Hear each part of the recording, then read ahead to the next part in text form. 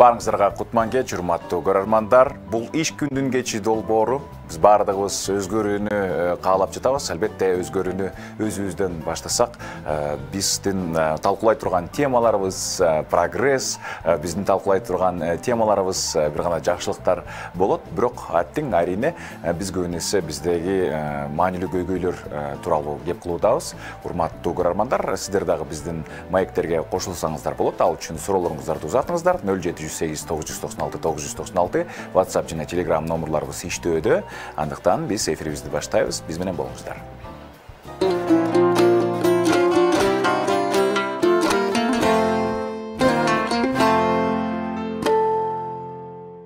Программабызды улантабыз. Бүгүн бизде мейманда Эмгек саясий партиясынын негиздөөчүсү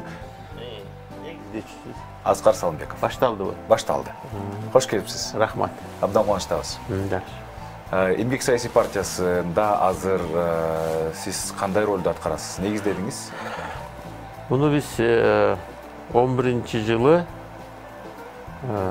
мынакей быйыл 11-апрель күнү 10 жыл толду. Шайлоо күнү. Шайлоо күнү. Баягыны өзүң алып барган жанагы стадиондогу жолугушууда мен ошону айтпадымбы? Буюрса мынакей 11-inde болуп калыптыр мынакей 21-жылы 11-апрелде. Ана ошол жерде чогулган элге айтпадымбы? Буюрса жеңесиңер, эмгек жеңет депчи. Шаардын ичинде, Бишкек шаарында. Анан ошондой баягы цифрология, нумерология деген бир наукалар бар го. Эгер ошентип өтүп кетсе, анан ошого мындай дал келишип калды деп ойлойм да мен.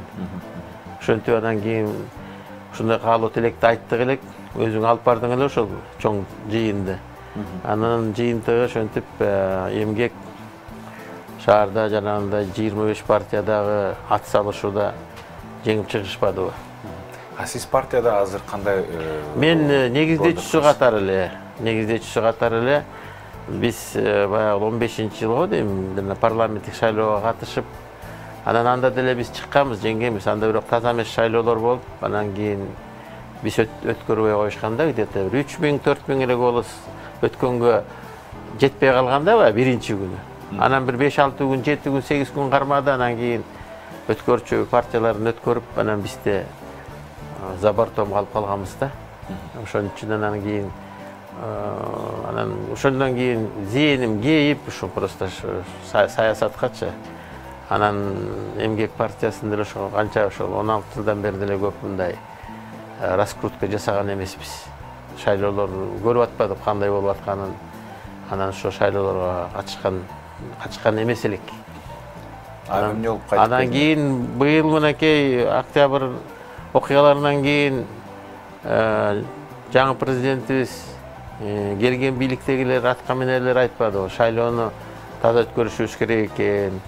Таза болбосо жанагындай эле кайра жанагындай окуялар кайталана берет экен, президенттерибиз качат экен, президенттерге эл ишенбей калат экен, шайлоого эл ишенбей калат экен. Быйыл ушул таза шайлоо өткөрөлү, баардыгы катышкыла дегенде анан биздин жаш канат Эмгек партиясынын жаштары делечи, жаштары деле 40 жашкача жашап калган балдар келип бизде катышып көрбөйлүбү жергиликтүү шайлоолорго дегенден мен деле негиздөөчү катарынан сурайт да. Анан эми шайлоо таза болсо катышкыла, мынакей жергиликтүүлөргө катышсаңар андан бетер жакшы, анткени силер жеринде иштеп атасыңар, монча жумушчу орундарды түзүп берип атасыңар, элге жардам берип атасыңар, муктаждыктарга баягы кайрымдуулук иштерге көп катышып атасыңар. Пандемия болгондо да аябай мына шаарда көп биз иштерди жасадык. Анан катышкыла деп, анткени ошо 20-жылдан бери, 2000-жылдан бери ушу биздин шаардык кеңешке биздин балдар дайыма өтүшөт да, баягы. Анан өзүнүн немелери бар, округтары, ошо жердеги адамдар менен баягы камыр жумур болуп, баягы эметип калышкан. Бири-биринин проблемаларын билишет, проблемаларына чечкенге жардам беришет. Ошондой нерселердин баардыгы бар. Анан кийин эми силер катышсаңар катышкыла деп, анан кийин менден уруксат алып кетишкен. Мен батамды бергенмин. Сиз уруксат анан бата эле бердиңизби же дагы кандай? Ошол эле да азыр мен эми жашым деле мынакей келип калды. Жаштар келсин деген мынакей ушундай өзүнчө бир эме болуп атат. Азыркы тренд болуп атат. Ошо трендке жараша силер катышкыла мынакей. Алдыңар 40-ка келип калдыңар. Мынакей 25 жаштагы балдар бар экен, жакшы жаш канат деген дагы бар турбайбы? Партиянын ар партиянын үстүнүн жаш канаттары бар. Ошол жерде жакшы жигиттер бар. Анын үстүнө биз мынакей мен 5-6 жылдан бери, 14-жылдан бери билим берүү эмесинде болуп атам. Ушул сегментте иштеп атам да. Мынакей биз Кыргызстан молодые лидеры Кыргызстана деген, Кыргызстандын жаш лидерлери деген мектеп түзгөнбүз. Ошо мектептен уже миңдеген балдар чыкты. Жаш лидерлерчи. Аны Бишкектен баштап бүт областной центрларга бизнес школаларды ачып бердик. Ар бир областной эмеде. Ана ушул билим берүү жагынан биз аябай көңүл буруп атам. Мен ошол жагына баш отум менен кирип кеттим десем дагы жаңылбаймын. Бүт Англияны изучать этип келдик, Францияны, Россияны, Японияны, Американы. Ошол жактагы жаштарга кандай билим беришибиз керек деп ошентип анан кийин ошолордон жакшы нерселерин алып биз уже иштерди баштап, ошол бизнес школалардан баштап, жанагы жаш лидерлерди даярдоо курстарынан баштап, азыр мынакей университет ачтык. Университет ачканда мынакей азыркы тренд деп атпайбызбы?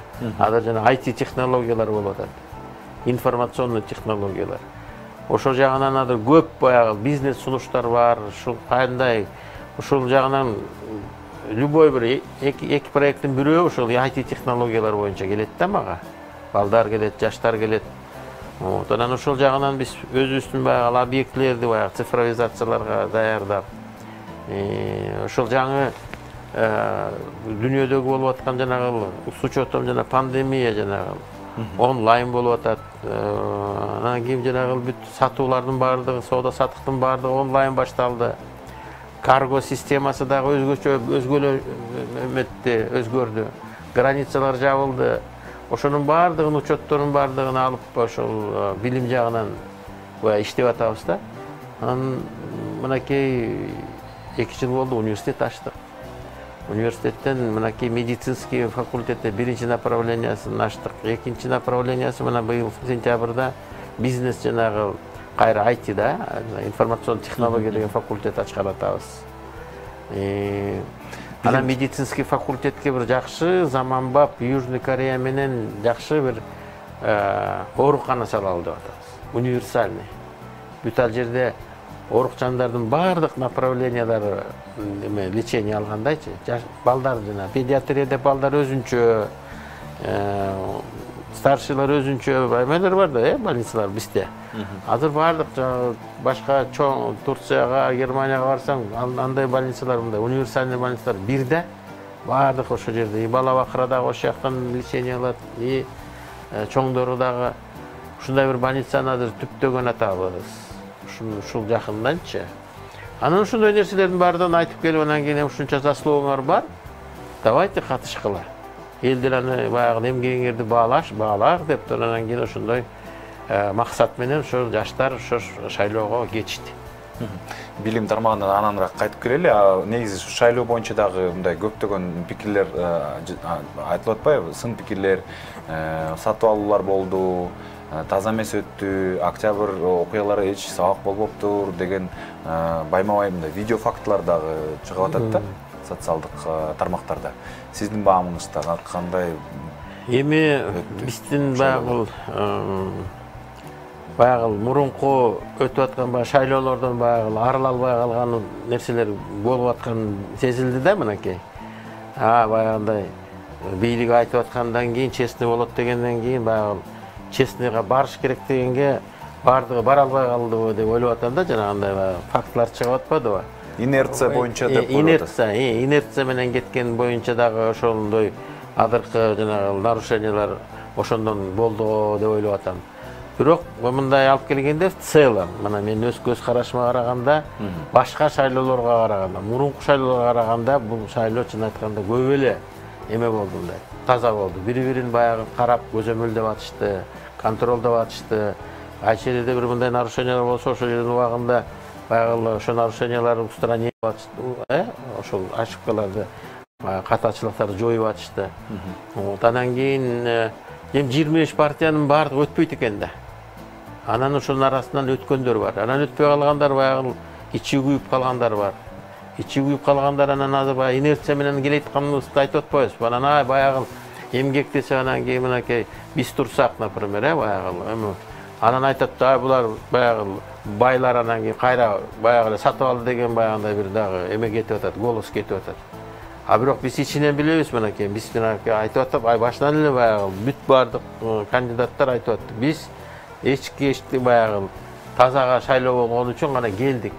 Мына азыр колдоп бергиле, кийин ошол тияка өтсөк, тиги кор кеңешке өтсөк, өзүбүздүн программабыз бар, платформабыз бар, ошону аткаралы. Ар бир районго, ар бир көчөгө, ар бир тиги шаарыбыздын өркүндөшүнө, мамлекетибиздин өркүндөшүнө, анткени Бишкек борбор да, чын айтканда, бул борбор биздин Кыргызстандын. Анан ошондой установка менен эле кетишти. Мына мен бардыгына канча бир жолугуп калганда съездине бардым, жана чоң жолугушуна бардым. Ошол жерден айтып какшап атканым ошол эме эле болуп атты. Ошол биз только честный, анан кийин эмеге таза шайлоого барышыбыз керек. Таза шайлоо деп мен башынан келе айтам. Биздин бүт болгон жанагы жаңылыштарыбыз, аябай адакы кыйынчылыктарыбыздын баардыгы ушу таза шайлоодон болуп атат. Эгер андай таза шайлоо, мынакей айтып атам, мен 15-жылы жанагындай көрүп алып, вообще жиркенип, разочаровался мен ушу Кыргызстандын жана шайлоо саясатыначы.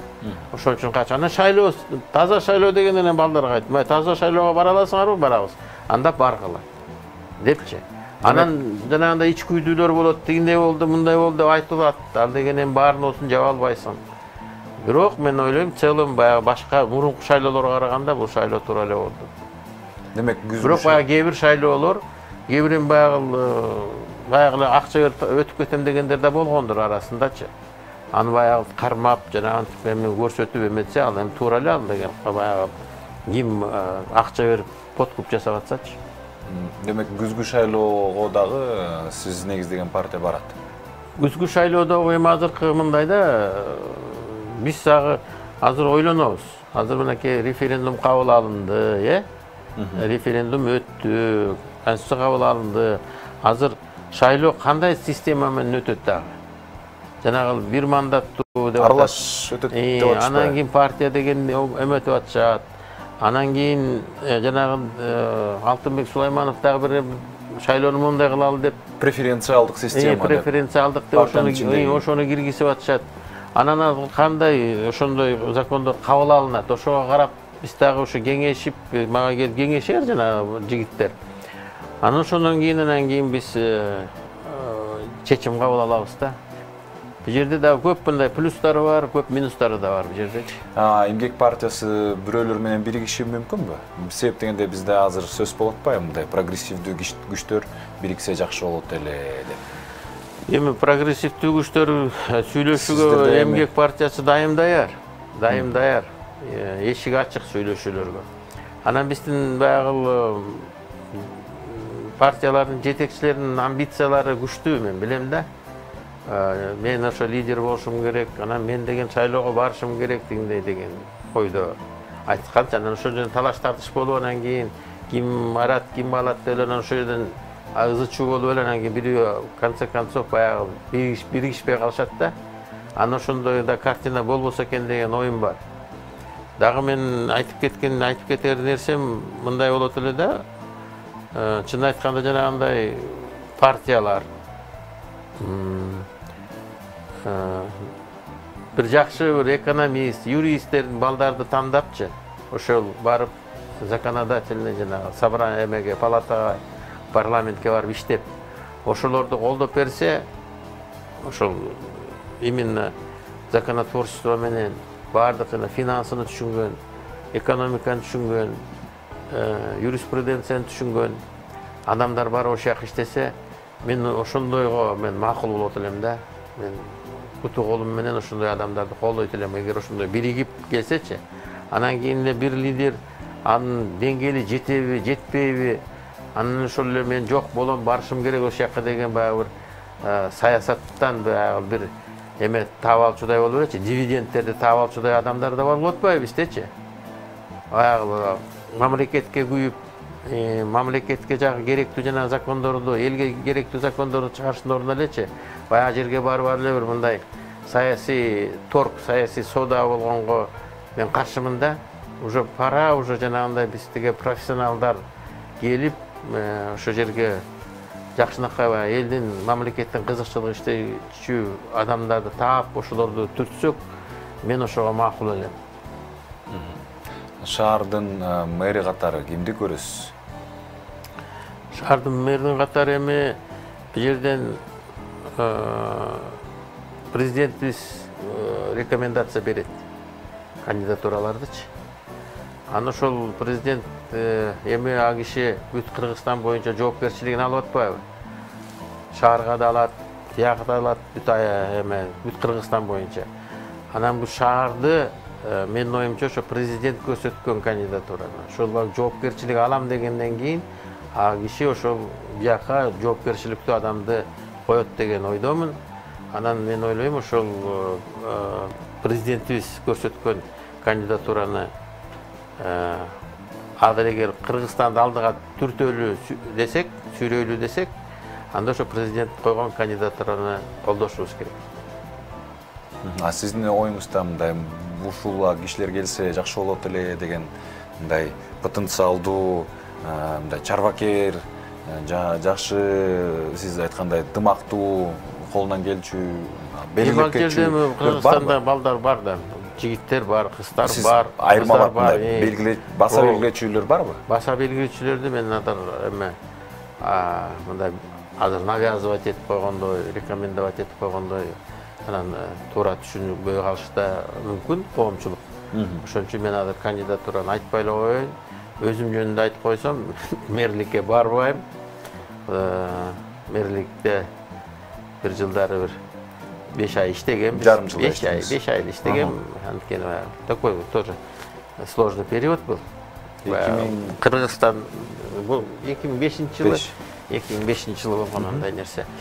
Анан бир жерге 2 жолу барбаш керек деп ойлойм да мен. Бир сууга 2 жол секен. Бир сууга ооба 2 жолу. Но ошол мамлекеттик кызматтар тууралуу кеп кылып калып.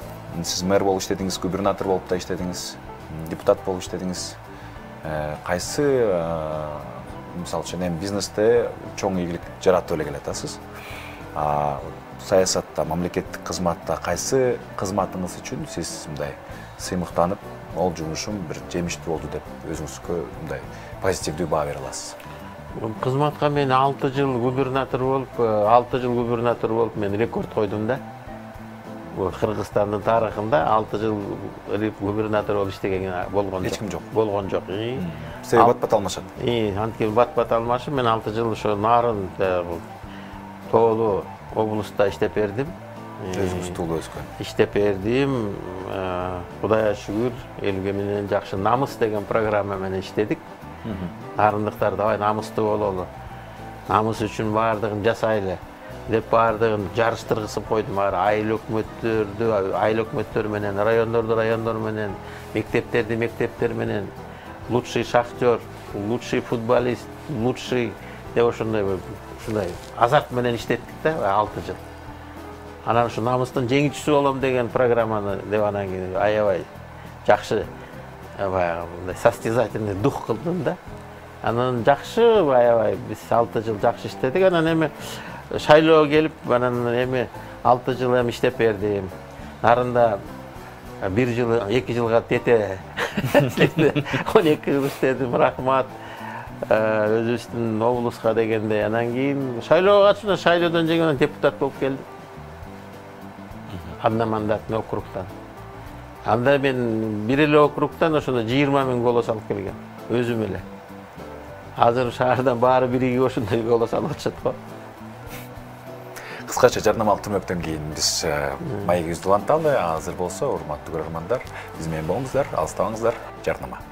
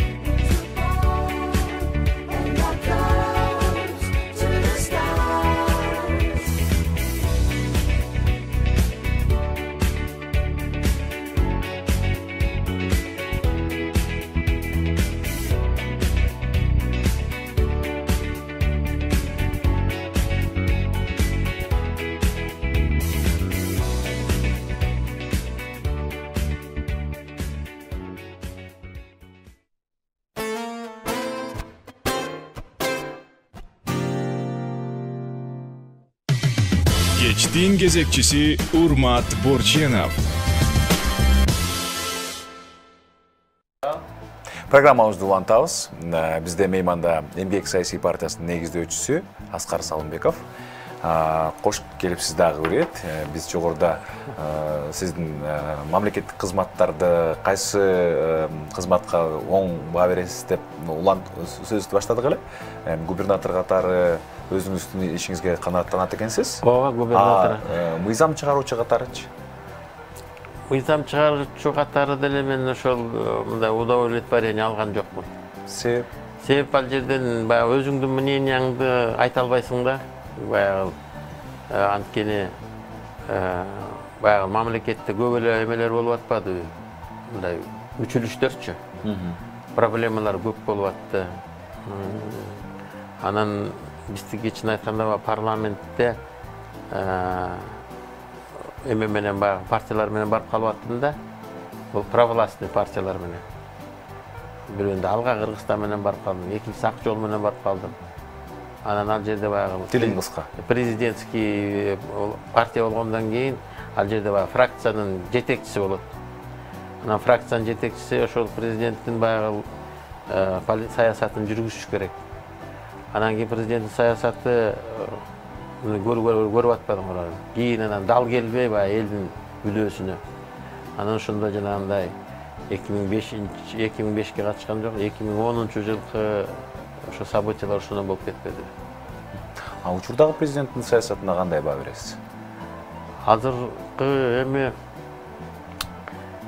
мен Акаев менен да иштешкем. Акаев дагы баягы элдин агымы менен, элдин мүдөөсү менен келген президент болуп калбады жана. Эгемен суранып, өтүнүп, Москвадан чакырып келип иштин жанагы депутаттарыбыз. Эми ал киши чын айтканда өтө мындай татыктуу, даярдыгы, мындай акыл эси, илими эми высший да чын айтканда. Анан баягы мамлекетти башкаруу дагы бир топ көп баягындай эме сапаттар керек экен да. Мамлекетти, элди башкарышкачы. Анан жанагындай бир чоң жетишкендиктер менен баягы менин өзүмдүн баамдашында ошондо жанагындай бир эл менен ана мамлекетти башкаруу системасындагы көп нерселердин баягы бир рычагдарын ошол алдырып ийди да кийин. Ошону эске албай калганы өзүнөн анан кийин жанагындай проблемаларды түздү да. Анан аягында ушундай качууга аргасыз болуп калбадыбы. Анан чоң нерсе баягы алтындын маселеси болуп калды. Мен ойлойм, ошо Кумтөр маселеси боюнча Аскар Акаевич ушундай эметип калды да, аксап калды десем мен жаңылышпаймын. Анан ал киши менен иштештик. Ал дагы элдин мүдөөсү болду. Андан кийин Бакиев келди. Бакиев дагы баягы революциянын волнасы менен келди, 2010-жылы. 2005-жылы. 2005-жылы. Дагы эл чыгалып мына деп анан кийин эл талап кылып аткандан кийин, элдин мүдөөсү болуп аткандан кийин биз эми үмүттөгөн болот экен ар бир. Үмүт менен. Ошо үмүт менен Бакиевди баягы шайладык. Анан кийин 2010-жыл болду дегендей. 2010-жылы бул киши дагы жанагындай эмеге алдырып койду. Тиги балдарына, агынелерине башкарууну алдырып ийип, анан өзү алар контролдон чыгып кетишти да. Контролдон чыгып аларды ордуна кое албай, анан кийин ошолордун аркасынан бул киши күйүп кетти деп ойлойм мен. Тиги бала бакырасы менен анан тиги эмесин агынелеринчи алар көп терс нерселерди жасап, элдин нааразычылыгы ошондон башталган. Аны айтканда ал киши же тейлей албай калдыбы, же башкара албай калдыбы, же контролдобой калдыбы, анан ошонун аркасынан бүт элдин нааразычылыгы башталды. Анан 2010-жыл болду. 2010-жылдан кийин тиги убактылуу өкмөт келип 1 жыл иштейбиз деп, анан 1 жыл иштеп, анан шайлоолорду уюштурушту.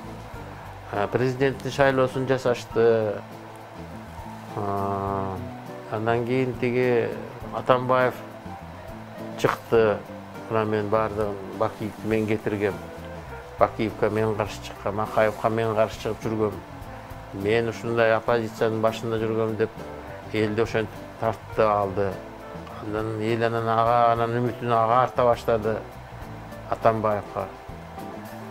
Атамбаевка тарта баштагандан кийин эмне кыласың анан Атамбаевка анан үмүттү жүктөдүк эл. Добуш бердик. Мен деле бар болчумун арасындачы. Элдин арасында. Анан кийин Атамбаев чынын айтканда бир эле жакшы нерсесин, бир эмесин айтайынбы? Чоң главный жетишкендиги бул 6 жылдан кийин өткөрүп берди. Атамбаевич тынчтык менен кетем мынакей деп чечип, конституцияны, мыйзамды сыйлап кетем деп кетти. Кеткенден кийин анан жанагы кийлигишкени туура эмес болду да. Кийлигишип, кийин шайлоого баягы өзүнүн баягы преемственность калам деп ошондой жанагы Сооронбай Шариповичти эметкенин, анан элди үгүттөшүп, анан ал жерде чоң эле баягы ат салыш болду, туурабы? Анан ал үмүт менен анан кийин тиги Сооронбай Шариповичти эметтик, шайладык. Элдин агымына карап баратабыз да, чын айтканда. Мына мен айтам баягы, демократический өлкө болгондон кийин баягы көпчүлүккө баш ийишиң керек да. Демократия дегенден кийин. Анан биздер ошо демократия менен ошо көпчүлүккө баш ийип келип, анан үмүтүбүз менен келе атабыз да, чын айтканда. Ар бир келген эмеге жетекчибизге үмүт артабыз. Анан кийин үмүтүбүз акталбай калганы мынакей кайра эл кайра көрсөтүп атат. Эл дагы анын ушул 30 жылдын ичинде аябай өзгөрүлүп кетти. Элди мындай көп баягы бейбаштыкка үйрөтүп койдук, чын айтканда. Демократияны баягы туура эмес пайдалангандар дагы, жоопкерсиздик пайдалангандар көбөйдү. Демократияда жоопкерчилик болуш керек, билесиңер да, туурабы? Мынакей Америка деле демократия дейт, бирок ал жерде көп катуу жанагы жазалар бар, туурабы? Армиясы бар күчтүү, полициясы бар күчтүү, смертный казнь до сих пор бар аякта. А башка демократиялык мамлекеттерде силер алгыла деп жана өлүм жазасын алдыргызып койбоду беле? Бирок ошондой демократияга дагы өзүнүн эмеси болот, өзүнүн эрежелери болот да. Ошол эрежелерден да биз ашып ташып кеткен жерлерибиз ачык айкын эле көрүнүп калып атпайбы? Ошон үчүн мен айткым келбейт баягы дозированный депчи демократия. Бирок эми биз дале ушул 30 жылдын ичинде дале өзүбүздүн жолубузду жакшы таап кете албай баратабыз да. Ада жанагы конституцияга каршы чыккандар айтып атпайбы? Мындай конституция менен жашадык эле, кем кайра келе атабыз депчи. Бул артка кеткен. Артка кетти дегендей да болуп атат. Эми мен ойлойм бизге азыр чыгыш өлкөлөрүнө мындай өнүгүп өсүп аткан мамлекеттерди көрүп атабыз. Ал жерде жанагы конституция президентский болуп тургандай ошолор өнүгүп атат да, экономикасы өнүгүп атат. А эгер мындай бизди баягы демократия деп мынакей 30 жылдын ичинде жамаачылап атып, конституциябызды мынакей эң азыр өзүбүздүн эле кошуналардын аркасынын ортосунда артта калбадыкпы? Ошон үчүн эми азыр дагы бир үмүт менен ушул конституцияны колдоп, президент Жапаров, Садыр Нуркожоевду колдоп, дагы бир үмүт менен жашаганга мен ошондой үндөйт элем да, дагы бир үмүт менен. Анткени эми эл баары тараз экен. Эл баарын көрүп турат экен. Президентибиз аны көрүп турат, аны сезип турат. Жоон тереси менен өзүнүн башынан өттү. Эми мен ойлойм, ушу жакшылыкка бурат деген ойдомун. Жанагы тегерегиндеги чын айтканда мурунку президенттердин тегерегиндеги адамдар, мына Бакиев, Акаевдин балдарын тегеректеп алгандар, туурабы? Кудаларын, Бакиевдин балдарын, агинелерин жанагы тегеректеп алган бир эмелер бар, шүмшүктөр. Анан дагы бир баягы Кудайдан жөө качкандар деп коем да мен. Ошондой адамдар курчап алышат да, баягы чапкенедей болуп эле жабышып эле анан кийин ошолор анан тияка бияканан кийин түртүшүп баягы жаман нерселерге алып барат да. Мен дагы айтып кетет элем, ошол тегеректеги адамдар таза болуш керек. Ар бир президенттинчи тегеректеги адамдар жанагы жакындары, бала бакырасы, куда сөөгү деген бизде бар. Ошондой баягы жердешчилик деген нерселерден алыс болуп, анан ошондой туура жолго салып алып кетсе эң эле жакшы болот эле. Сиз мурун берген интервьюңуздарда айткан экенсиз, негизи бизнесте жүргөн адам бизнесте эле болгону жакшы, саясатка барбай эле койгону түзүк деп. Азыр оюңуз кандай? Азыр деле ошол оюм меники, особенно Кыргызстандачы, ошо бизнести же жүрүп эле меткен эле туура го деп ойлойм. Анткени саясатка барсаң, саясатчыларчы, в основном мурунку саясатчылар ошол жакка барып алып, бир мындай политический дивиденд, даже бир материальный выгода истеген адамдар барып калып, анан кийин жанагындай саясатты бусуу ийгендер көбөйүп атат, көп да, жанагы ошол эле парламентте деп коелу. А саясат тиги бизнесмендер барганда эмне үчүн барып атышты мурун? Ошол жакка барып жанагындай бизнес эмес, ошо саясат тегерегиндегилер ошо бизнеске кол салбасын деген баягы өзүнүн баягы иммунитет, өзүнчө бир защита, коргонуу сезими менен ошол парламентке барып жүрүштү да. А по идее мындай болуш керек да, ал жерде, например, башка мамлекеттердин эмесин алып көрсөк, жанагындай бизнесмендер сыртта турушат, бирок жанагы өзлөрүнүн адамдарын өткөрүп, ошол жакта баягы бизнес дегенен бул экономикада, ошо экономиканы лоббировать этип, экономиканы баягы башка нерселерге баягы мындай туура эмес жолдорго алып кетпешкенге ошондой адамдар керек ошол жерге. Анан азыркы баягы биздин 30 жылдык жана парламентаризм деп коелу. Даже президентский правленияларчы көп баягы эмелерге өттү да, тесттен өттү. Азыр эми ушу жаңыланууга келишибиз керек. Ошол эле кайра эле бизнес, жанагы бизнесмендер барбаш керек деген азыркы оюм да мен, жанагындай парламентке бизнесмендер барып дегендей. Именно жанагындай профессионалдар барса экен деген ойдомун мен. Кайра мурунку баягы бизнес тиги парламентке баргандар, алар баягы бизнесин коргоп калып, же болбосо тигдегендей ошондой болгон, анткени көп аргандай нерселер болбодубу, туурабы? Азыр деле никто не застрахован, понимаете? Ошол жерден биз азыркы парламентке келчү адамдар жанагындай профессионалдар келсе деген ойдомун да. Профессионалдар, бизнесмендер эмес. Бизнесмендер наоборот ошол бир жакшы татыктуу профессионалдардан тапса, тажрыйбалуу болсун, 60-70 жашта да болсун ошол депутат. Эгер тажрыйбалуу, таза болсо, жанагындай 30-40 жаштагы балдарга алардын тажрыйбасы керек да. Ошол дагы бизде ошондой сплав молодости опыта деп коет. Ошол дагы эметилбей атат биздечи. Бардыгы эле бир президентибиз айткандай баарын эле аксакал кылып салбадыкпы? Аксакал деген институт бардык дүйнөдө бар, совет старейшин деп коет. Аксакалдар институту, алар аябай сыйлашат. Ошол эле жаштар кийин ошол аксакал болот. Анан аларды биз сыйлап, алар бизди урматтап, анан кийин бири-бирибизди ушундай эме преемственность болбосочу, анан булардын баары аксакал деп эле анан кийин аларды тияка забордон таштап салганда болуп атпайбы биздечи.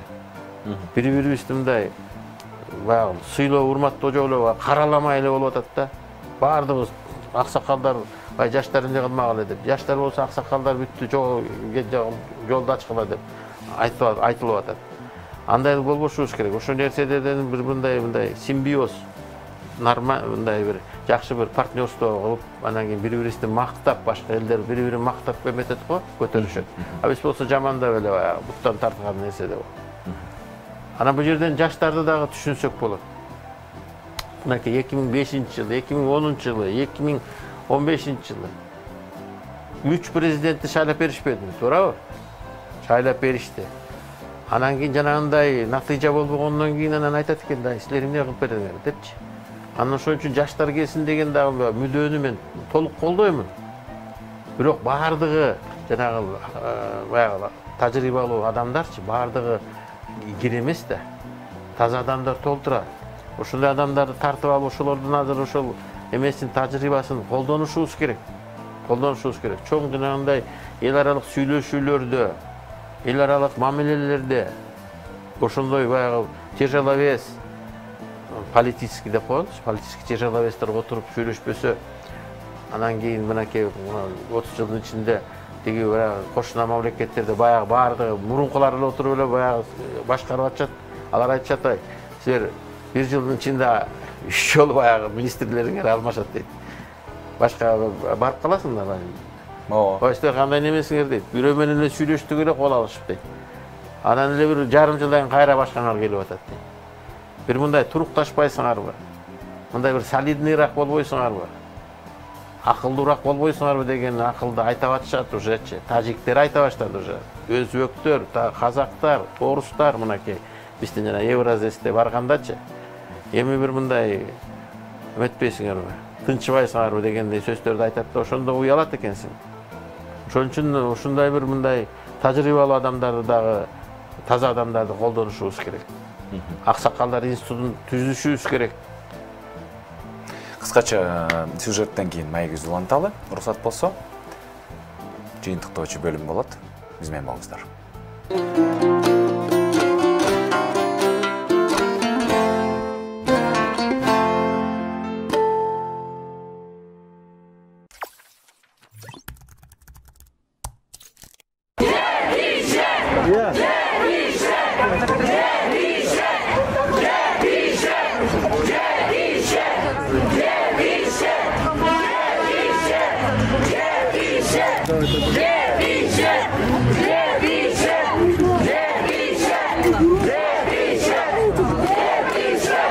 Кыздарды зордукташат, өлтүрүшөт. Күндүз аларды бейтаныш адамдар урдап кетиши мүмкүн. Милиция аларды издебейт. Милиция бул биздин салтыбыз деп айтат. Биз түнү бою уктаган жокпуз. Мен бул жөнүндө досторум менен, апам менен, сиңдим менен талкууладык. Карындашым эч жака чыкпа дедим. Бирок андай болбойт да. Окууга же жумушка кайда барбасын? Ал өзүн эркин сезиш керек. Ал тургай достору менен жолугуш керек. Эмнеге ал коркуш керек? Она должна ходить, она должна чувствовать себя свободно, идти на учебу или на работу, куда ей угодно, даже встретиться с друзьями. Почему она должна бояться? Албетте мен бул жаңылыкты биринчи социалдык тармактардан көрдүм. Кыз уурдалып жаткан видео. Ал жерде унаа көрүнүп турган. Унаанын маркасы анчалык көп эмес, аны тапса болот. Ошол учурдан баштап мен өзүмдү милиционерлер досторума чалып, балдар, мага жок дегенде багыт бергиле. Биз сиз дегенге даярбыз деп сурандым. Анткени биз мурун да чогулганбыз. Дачи суудагы трагедия болгондо биз 1 сааттын ичинде чогулдук. Кара июль болгондо мамлекет эч нерсе кылган эмес. Пикирлештер менен биргеликте биз адамдардын өмүрлөрүн сактаганга аракет кылганбыз. Ошондой эле Айзаданы дагы сактап калсак болмок. Бизде эл издөө платформасы жок. Бизде ички иштер министрлиги жабык система, УКМК жабык система. Милиция менен тууган же тааныш иштесе гана байланышса болот. Закрытая система, ни одного. До милиции можно дозвониться, если работает родственник или знакомый. Мен өзүмдү эркин да, тынч да сезбейм. Көчөдөн өткөн сайын копсуузураак болуш үчүн кайда кайрылсам деп ойлоном. Менин атайынем 22 жашта болсом дагы чалып кандайсың, кайдасың, сак бол, кечкеге чейин калба деп айтышат. Коопсуз көрүнгөн шаар болсо дагы, камералар бар болсо дагы тилекке каршы мунун баардыгы иштебейт. Мамлекет адамдардан акча алыш үчүн камераларды орноткон. Алар бул акчаны алышат, бирок көйгөйлөр чечишпейт. Государство, даже камеры построены на то, чтобы клянчить деньги у людей. Они клянчат эти деньги, а проблемы не решаются. На самом деле это уже чындыгында бул салт эмес. Бул кыздарга карата зомбулук. Бул кандайча бүтөрүн көрүп жатабыз. Мен буга каршымын. Я против этого. Все, что происходит, это... Болуп жаткан нерсенин баардыгы биздин күнөөбүз. Мен өзүмдү ушул кыздын, биз сактабаган кыздардын алдында күнөөлүү сезем. Менин оюмча, алар биз үчүн өмүрлөрүнөн айрылышты. Ошондуктан мен бүгүн ушул жерге келдим. За нас, думаю, я чувствую свою вину, и поэтому я пришла. Күндүн жарыгында кызды уурдап кетишкен. 2 күн машинаны, унаанын маркасын, унаанын номерин билип таба алышкан жок. Биз айыптоодон, сырттан келген сөздөрдөн коркобуз. Албетте коркобуз. Со стороны, конечно, мы боимся. Зордуктоо жана киши өлтүрүү болгон. Биздин көчөлөрдө башаламандык болуп жатат. Аялды жөн эле көчөдөн сууруп чыгып, пунаага отургузуп, талаага алып барып, зордуктап өлтүрүп салса болот. Ошону менен бүтөт. Пара алган, акча үчүн иштеген милиционерлерди жана ушул системаны токтотууга кез келди. Пора убирать все это Эч ким жардам бербегени өкүнүчтүү. Аны уурдап жатканда эч ким токтоп, эч ким жардам берген жок. Менин оюмча биз кыргызстандыктар бири-бирибизди уга алгыдай. Ала качуу бул жаман практика. Ал коркунучтуу жана аны жоюу керек экендигин билдирүү үчүн.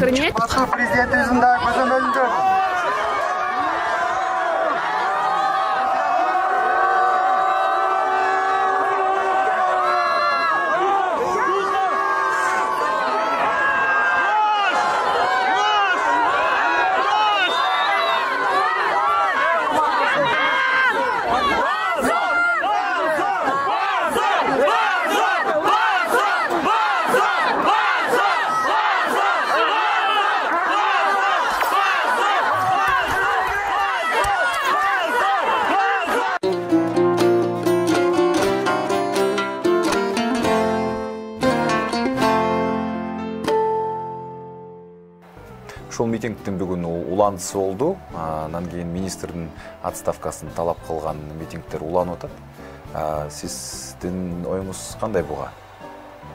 Эми билесиңерби, бул жерден баягы ала качуу деп башынан келе айтпайбы, ошо ала качууну токтотолу депчи. Ала качуу деп ушу көп резонансный болуп атканда бул эмнени көрсөтүп атат? Бул баягы элибиздин дагы баягы аң сезимине бул жетелек экенинчи. Ала качып кеткен эми бала мурунку заманда болгондо, чын айтканда, азыр 21-жылында жашап атсак, сүйлөшүп, бири-бири менен келишим, махабат болуп, анан кийин эки жаштын сүйүүсү ошол эмеге алып келиш керек да, үйлөнүүгө алып келиш керек. Анан ушуну элибиз түшүнбөй атканда мен дагы кыжалат болом да өзүмчү. Анан ушундай болуп кеткени туура эмес, анткени жанагындай 2 күн милициялар айтылган турбайбы? Айтылып, анан алар чара көрүп, чара көрүлбөгөндөргө эми баягындай көп кишилер алынды го, 43 киши деп да чыкты го, мен окудум. 44 киши деп аттым. Киши. Эми бул аябай эле чоң сабак болот го деп ойлойм эми. Аны эми жаңы министр эми жаңы эле болбоду. Анан эми жанагынча непосредственно жанагы ошол кылмышка жоопкерчилиги барлардын баардыгы кызматынан алынды. Бул жаңы министрге чоң сабак болду деп ойлойм. Чоң сабак. Сиз айтпайсызбы ошол элибиздин эгер ушул нерсеничи, ушул нерсени эгер министр өзү билип калып анан эчтеке жасап алса, бул бир жөн. Эгер анан билген адамдар жанагы жасабаганын, ал жазаларын алышты. Анан бул жаңы келген министрге чоң сабак болду деп ойлойм. Эми ушунчалык жанагындай элдин толкуну болуп аткандан кийин жаңы министр түшүнөт го, өзү баягындай мындай выводдарды жасайт го деген ойдомун да. Анан мен да ойлоп атам эми. Эми жанагы каза болгон 2 жашка эмне кылабыз эми? Ошондой тагдыр ошондой болуп калды. Айла жок, баягы көңүл айтабыз туугандарына.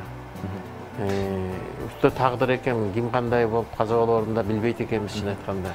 Ошон үчүн азыр мен ойлойм, жанагынча жаза алышты.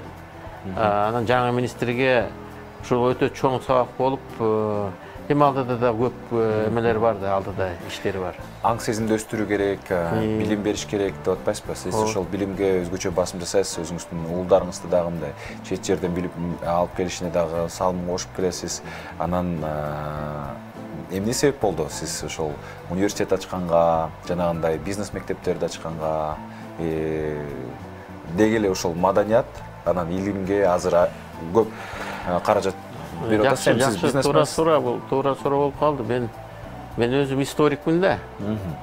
Анан кийин бул мындай өзүм материалист деп баягы бизди билесиңер да, материалист, идеалист деп.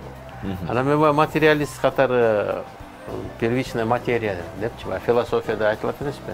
Ана вторичное сознание деп. Анан мен да ошол первичный материя деп жүрчүмүн да, баягы.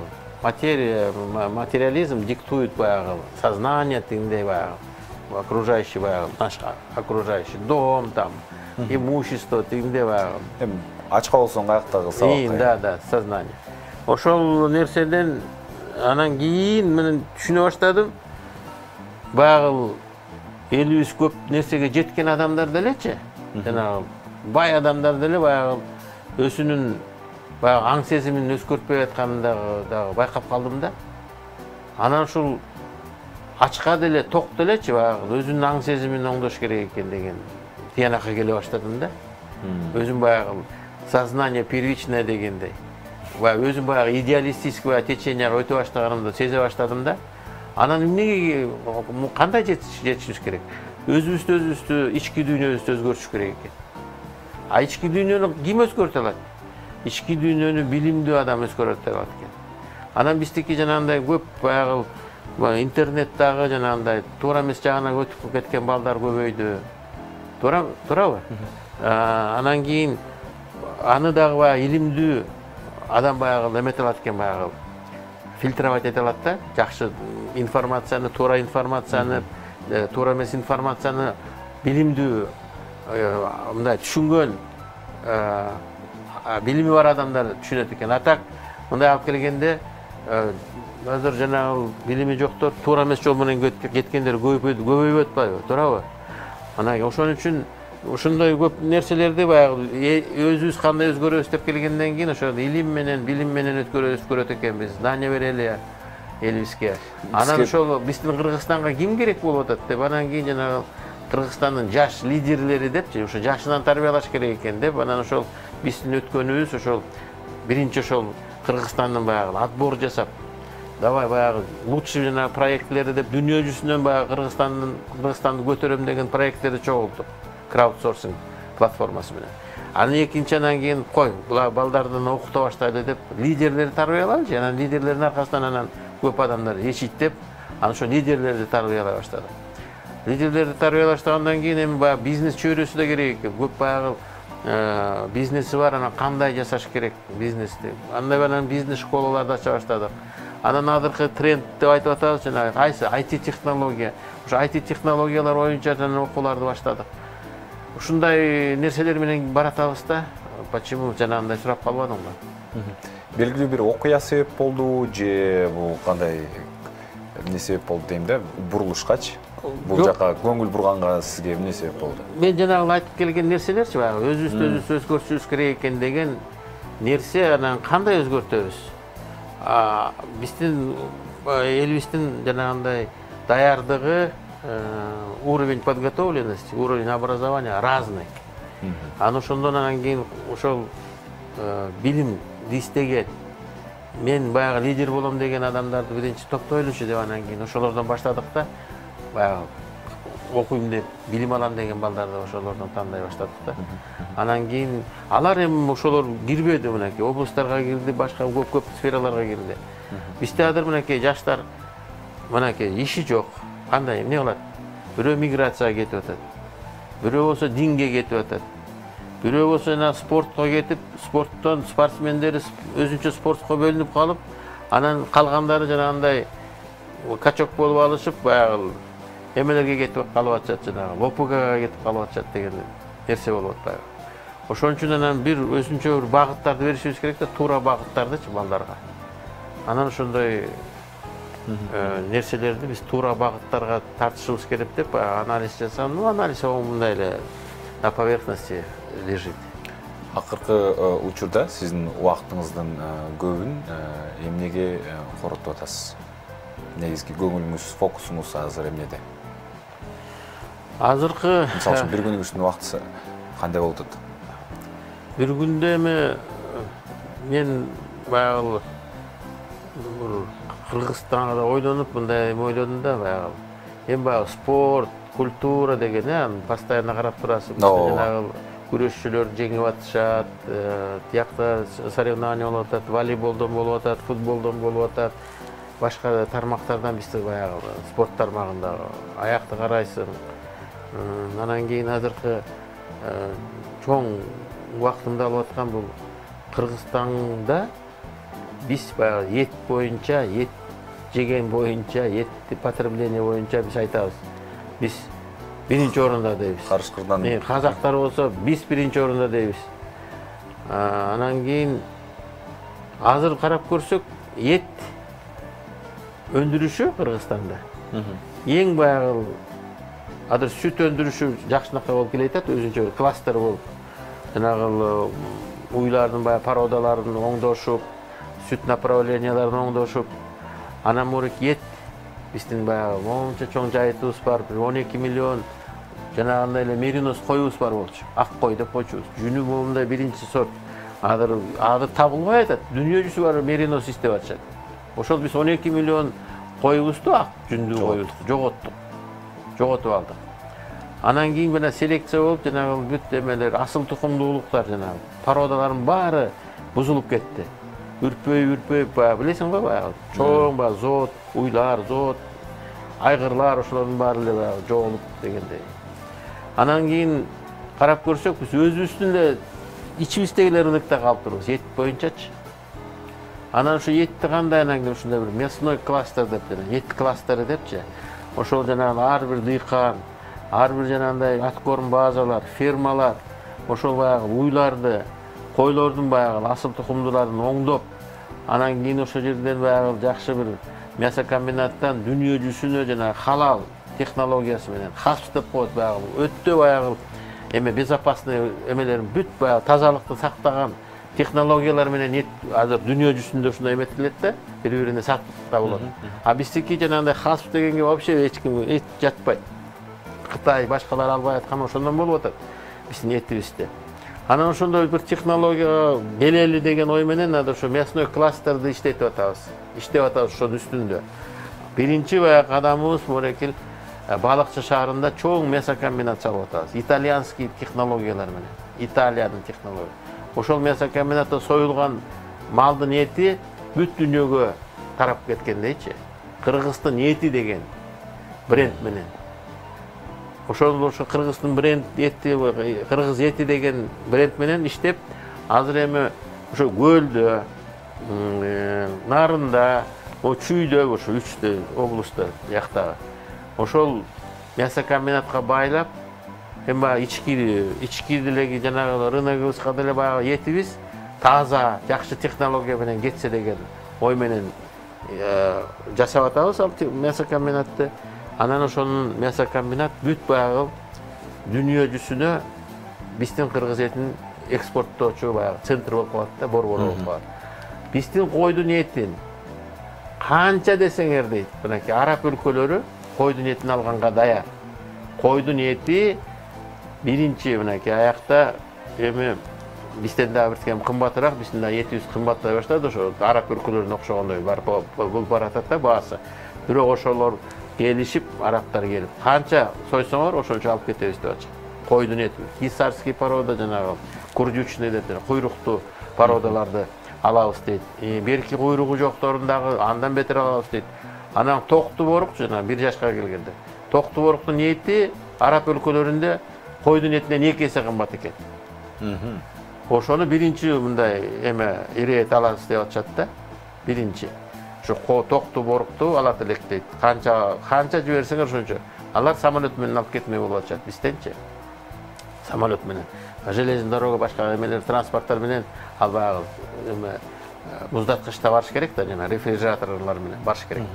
Анан ошону алып кетебиз деп, анан ошол мясной кластер менен акыркы ошол жарым жылдан бери, 1 жылдан бери иштеп аткан ушул тема болуп атат. Анткени биз былтыр эле ачмакпыз бул мясокомбинатты. Мен айтып коем бул жерде телекөрүүчүлөргө, былтыркы ошо пандемия ошо Италияда катуу болбодубу, билесиңер да. Ошо Италияда болуп, ошол сыяктуу болуп, анан бүт жана завод, фабрикалардын баары жабылып, анан жана оборудованиялар анан кийин кеч келип, азыр дагы мынакей ошол оборудованияны күтүп, ошол эме июнь ай менен ачабыз деп турабыз. Буюрса ошол эт, кыргыз эт бренди деген теманын үстүндө иштеп атат. Чоң рахмат бизге убакыт бөлүп келип бергениңиздер үчүн. Дагы чакырсак келесиз деген терең ишеничибиз бар. Урмат, чакырсаң келебиз. Бизде болсо мейманда Дордой ассоциациясынын ардактуу президенти, меценат жана Эмгек саясий партиясынын негиздөөчүсү Аскар Салымбеков мырза болду. Издеген жолун табат дегендей, сөзсүз түрдө жакшы жолдорду издеп, бир гана позитивдүү жака өзгөрөлү деген чакырык менен бүгүнкү эфирибизди жыйынтыктайбыз. Бар болуңуздар.